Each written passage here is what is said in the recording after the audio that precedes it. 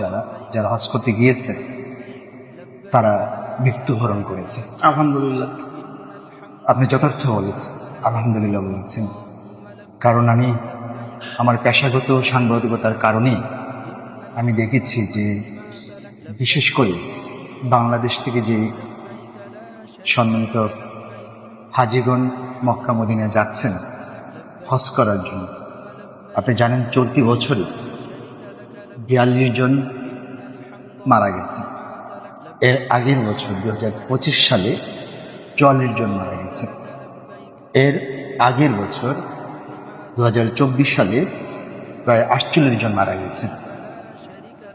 হুজুর, আমি দেখেছি পৃথিবীর অনেক জায়গায় অনেক উন্নত মানের রাষ্ট্র কিংবা দরিদ্র রাষ্ট্রে যখন বাংলাদেশের কোনো মানুষ মারা যান, ওই পরিবারের স্বজনরা ঘরের টিনের চাল, গবাদি পশু, জমি, জমানো টাকা পয়সা, এমনকি চাল ডাল ফলমূল বিক্রি করে বেকুল হয়ে যান, লাশ কতক্ষণ তার কাছে আসে।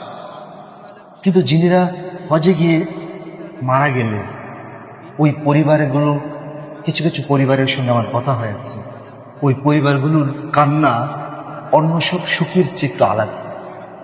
আমি ওনাদের কাছে বলছিলাম, আপনারা কি চান?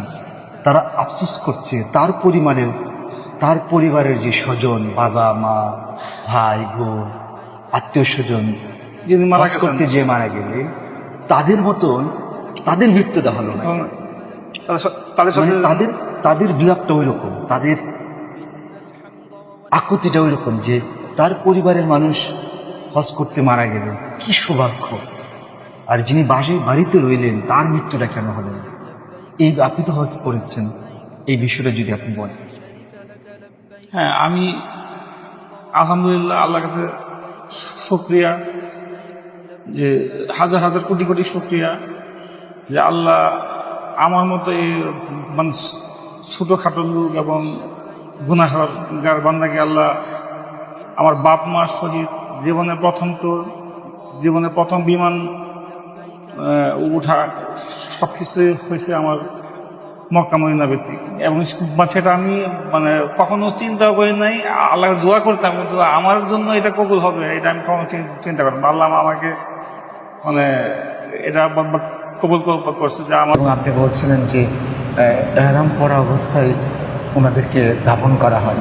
হ্যাঁ, এহরাম পরা অবস্থায় যদি কেউ মৃত্যুবরণ করে তাকে মানে মুখ খোলা রেখে এবং এহরাম দিয়ে তাকে আপনার দাফন করা হয়। এবং স্বাভাবিক মৃত্যু আমরা দেখলাম যে মাথার এই জায়গায় একটু বাঁধানো থাকে, পায়ের দিকে বাঁধানো থাকে, এবং ওখানে যারা এহরাম ছাড়া মারা যায় তাদেরকে হলো আপনার দুই পাশে বাঁধানো অবস্থায় আপনার ফুল বডি ঢাকা অবস্থায় কবর দেওয়া হয়। কিন্তু হজের যিনিরা মারা যান তাদের মুখমণ্ডলটা খোলা রাখা হয়। আপনার যে এহরাম পরানো থাকে সে এহরামেই তার থাকে মুখটা খোলা বাঁধা থাকে। এবং সেটা কেন?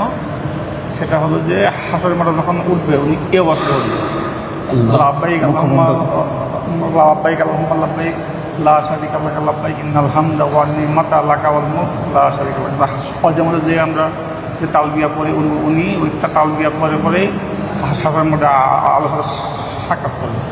এর থেকে সৌভাগ্য আর পৃথিবীতে কিছু নেই। আর এটা স্যার আমি দেখেছি, স্যার পৃথিবীর অনেক জায়গায় আমি জামাত দেখেছি, পৃথিবীর অনেক জায়গায় অনেক লোক হয়, অনেক সমাগম হয় বিভিন্ন ধর্মের অনুষ্ঠানে, কিন্তু এই মুসলমানদের যে হজ সম্পূর্ণ আলাদা, সম্পূর্ণ একদম সাফারের একদম আলাদা।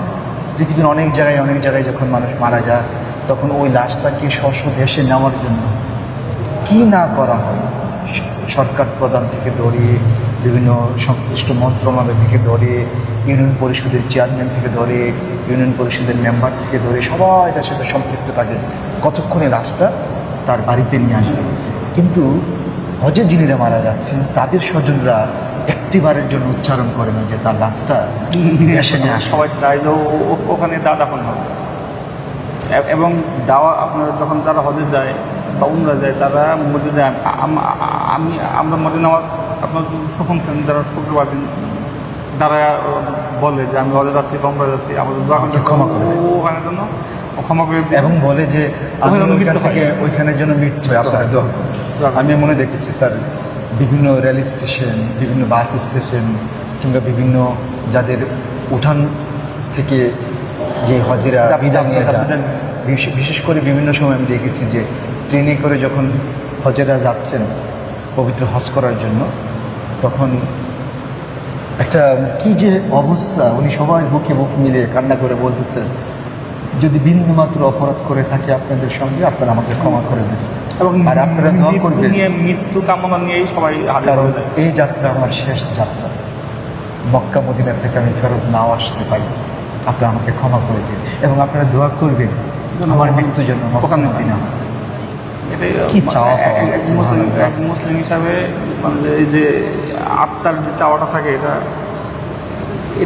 সবচেয়ে বড় ইয়া থাকে মানুষের। এবং আপনি একটা জিনিস নিশ্চয়ই, যেহেতু আপনি মক্কা মদিনায় গিয়েছেন, হজ করেছেন, যখন দুজাহানের বাদশাহ হযরত মুহাম্মদ সাল্লাল্লাহু আলাইহি সাল্লামের যে রওজা। রওজার গোমজ চোখে চোখে আসার পড়ার সাথে সাথে মানুষ কান্নার ব্যাগে পড়ে যায়। আর হলো আপনার মানে মসজিদের নববীতে আমি যখন প্রথম দিন গেলাম, দরজা খোলার সময় দেখলাম অনেক লোক দাঁড়ায় আছে এবং দরজা খোলার সাথে আমি বুঝতে পারলাম না কেন মানে দাঁড়ায় আছে। যখন দরজা খুললো মানুষ দৌড়, তোর পছন্দ কিন্তু মানুষ দৌড়াই কেন। তারপরে আমি তাদের সাথে সাথে গেলাম, গিয়ে ওই যখন শেষ দায় গেলাম, তখন আমার অন্যরকম একটা অনুভূতি বলতেন আমি এখানে আল্লাহকে সেটা দিচ্ছি, পাশে নবীতে শোয়া, এই মসজিদের পাশে শোয়া, মানে এটা যে একটা কীরকম শরীরের মনের একটা ব্যাপার, যে আত্মিক যে একটা প্রশান্তি, এটা পৃথিবীর কোথাও আর সম্ভব না। এবং আপনি নিশ্চয়ই এটা জানবেন যে পৃথিবীর যে কোনো দর্শনীয় স্থানে যখন আপনি যাবেন, সর্বোচ্চ একবার দুইবার গেলে, তিনবার গেলে আর যেতে ইচ্ছা করে না। কিন্তু মহান রবের যে গড়, সেখানে মক্কা মদিনা- যতই যায়, যদি 100 বার যায়, আপনি বলছিলেন সে 102 বার যাবে, 104 বার যাবে, পরের বার 105 বার যাওয়ার যাবে। আরও বেশি চেষ্টা করবে, তার মানে বেকুল তত হয়ে তাড়াতাড়ি হয়ে থাকে। এই যে মায়াটা, এটা কি স্যার? এটাই আল্লাহর সাথে যে আপনার মানে সম্পর্ক, একজনের সাথে আপনাকে বন্ধু যত আপন হবে, তার সাথে আপনার সম্পর্ক, তার সাথে আপনার দেখা সাক্ষাৎ করার মানে আগ্রহটা বেশি হবে যত সম্পর্ক বাড়বে। এই যে এটাই আল্লাহ আমাদের কাছে চায়, তার সাথে সম্পর্ক তৈরি করা, এবং ওখানে গেলে সম্পর্কটা আপনি বুঝতেই পারবেন। আপনার কাবা শরীফে যখন আপনার যত মানে কঠিন হৃদয়ের মানুষ হোক, আমার চোখের সামনে মানে দেখা, এবং আমি নিজেও আগে থেকে ফিল করলাম না, কারণ আমার বাবাকে নিয়ে, আমি অসুস্থ বাবা মাকে নিয়ে গেছি, আমি তাদের সাথে আমার মনোযোগ ছিল বেশিরভাগ। যে মাত্র ফার্স্ট সাইডে আমার কাবা শরীফের আবার কালো গিয়ে গেলে আপনার চোখে পড়লো, শরীরটাকে যখনই আমার চোখ দিয়ে পানি পড়ে গেল, আমি নিজেও বুঝতে পারলাম কীভাবে কি। ওখানে না গেলে, ওখানে যে না গেছে সেটা কখনোই ফিল করতে পারবে না। এই যে আপনার কাবা শরীফের ভিতরে গিয়ে তার কাবা শরীফের দেয়ালে ধরে যে একটা মানে চাওয়া, বা হুজরা আসবাদে আপনি কিস করে করা, মানে কি যে একটা বন্ধুরা, আপনারা যারা শুনছেন, আমরা নামাজ পড়ে এই স্যারের সঙ্গে গল্প করছিলাম মা বাবা এবং পবিত্র হজ নিয়ে। আপনাদেরকে অনুরোধ করব ভিডিওটি শেয়ার করার জন্য। আমরা যখন কথা বলছি, জাস্ট একদিন আগে এক মা এই রাজধানীর বুকে 5-10 দিন বা 15 দিন বা 1 মাস ছোট্ট একটা কক্ষের মধ্যে, আমি বলার ভাষা নেই, অনাদরে ওই ছোট্ট কক্ষের মধ্যেই প্রাণ হারিয়েছে।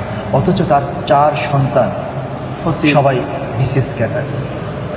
অপরদিকে যে স্যারের সঙ্গে কথা বলছি, উনি তার বৃদ্ধ মা বাবাকে নিয়ে হজ করতে গিয়েছেন এবং ওনার এই বয়স পর্যন্ত কোনোদিন কোনো টোরে যাননি, ভ্রমণে যাননি। জীবনের প্রথম ভ্রমণটা হয়েছে মা এবং বাবাকে নিয়ে। উনি ওনার পেশাগত কারণে যতবার ছুটি নিয়েছেন, সেটা বিভিন্ন টোরে যাওয়ার জন্য, অসুস্থ মাকে, অসুস্থ বাবাকে পর্যাপ্ত সময় দেওয়ার জন্য। আপনারা যারা শুনছেন, আপনাদেরকে অনেক অনেক শ্রদ্ধা জানাই এবং অনুরোধ করব এই ভিডিওটি শেয়ার করার জন্য। আবারও স্মরণ করে দিই, পৃথিবীর একটা জায়গা একটা মাধ্যম, একটি পবিত্র স্থান যেখানে মানুষ যাত্রার পূর্বেই মহান রবের কাছে, তার আত্মীয় স্বজনের কাছে, তার পরিবারের, তার গ্রামবাসী যারা আছে তাদের কাছ থেকে শেষ যাত্রার বিদায় নিয়ে যান, যে মহান রব যেন হজকালীন সময়ে তার মৃত্যু ঘটান। পৃথিবীর এমন কোনো জায়গা নেই, এমন কোনো স্থান নেই, জমাত নেই যে এই রকম প্রশান্তির জায়গা আছে। পৃথিবীর অনেক জায়গায় যখন জমায়েতে মানুষ মারা যায় তখন স্ব দেশের মানুষগুলো স্ব সংশ্লিষ্ট কর্মকর্তা দ্বারা ওই লাশটা বাড়িতে নেওয়ার জন্য ওই স্বজনরা বেকুল হয়ে ওঠে, কিন্তু যিনিরা হজে যেয়ে মারা যান তাদের লাশটা গ্রামের বাড়িতে আনার জন্য ওই স্বজনরা একটু কান্না করেন, বরঞ্চ ওই স্বজনরা কান্না করে তার স্বজনরা যেভাবে মারা গেছেন হজ করতে গিয়ে তাদের মৃত্যুটা যেন ওইভাবেই হয়। স্যার, আপনাকে অনেক অনেক শ্রদ্ধা স্যার, আপনি ভালো মানুষ, আপনি আমার জন্য দোয়া করেন। জাযাকাল্লাহ খাইরান। আমি